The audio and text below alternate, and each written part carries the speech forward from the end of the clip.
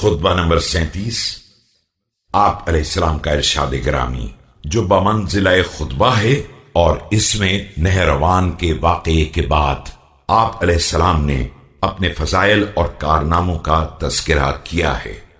بسم اللہ الرحمن الرحیم۔ فقمت بالأمر حين فشلوا وتطلعت حين تقطعوا ونطقت حين تعتعوا ومضيت بنور الله حين وقفوا وكنت أخفضهم صوتا وأعلاهم فوتا۔ میں نے اس وقت اپنی ذمہ داریوں کے ساتھ قیام کیا جب سب ناکام ہو گئے تھے، اور اس وقت سر اٹھایا جب سب گوشوں میں چھپے ہوئے تھے، اور میں اس وقت بولا جب سب گونگے ہو گئے تھے، اور اس وقت نور خدا کے سہارے آگے بڑھا جب سب ٹھہرے ہوئے تھے۔ میری آواز سب سے دھیمی تھی، لیکن میرے قدم سب سے آگے تھے۔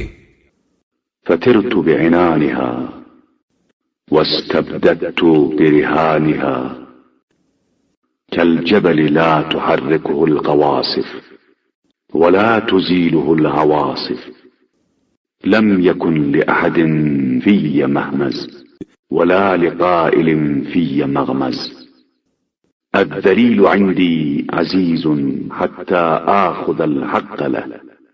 میں نے عنان حکومت سنبھالی تو اس میں قوت پرواز پیدا ہو گئی، اور میں تنے تنہا اس میدان میں بازی لے گیا۔ میرا ثبات پہاڑوں جیسا تھا، جسے نہ تیز ہوائیں ہلا سکتی تھیں اور نہ آندھیاں ہٹا سکتی تھیں۔ نہ کسی کے لیے میرے کردار میں تان و طنز کی گنجائش تھی، اور نہ کوئی عیب لگا سکتا تھا۔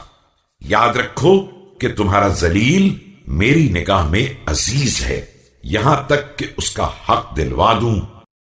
والقوي عندي ضعيف حتى آخذ الحق منه رضينا عن الله قضاءه وسلمنا لله أمره أتراني أكذب على رسول الله صلى الله عليه وآله۔ اور تمہارا عزیز میری نگاہ میں ذلیل ہے، یہاں تک کہ اس سے حق لے لوں۔ میں قضاء الہی پر راضی ہوں، اور اس کے حکم کے سامنے سراپا تسلیم ہوں۔ کیا تمہارا خیال ہے کہ میں رسول اکرم صلی اللہ علیہ وآلہ وسلم کے بارے میں کوئی غلط بیانی کر سکتا ہوں؟ والله لأنا أول من صدقه فلا أكون أول من كذب عليه فنظرت في أمري فإذا طاعتي قد سبقت بيعتي وإذا الميثاق في عنقي لغيري۔ جبکہ سب سے پہلے میں نے آپ صلی اللہ علیہ وآلہ وسلم کی تصدیق کی ہے، تو اب سب سے پہلے جھوٹ بولنے والا نہیں ہو سکتا ہوں۔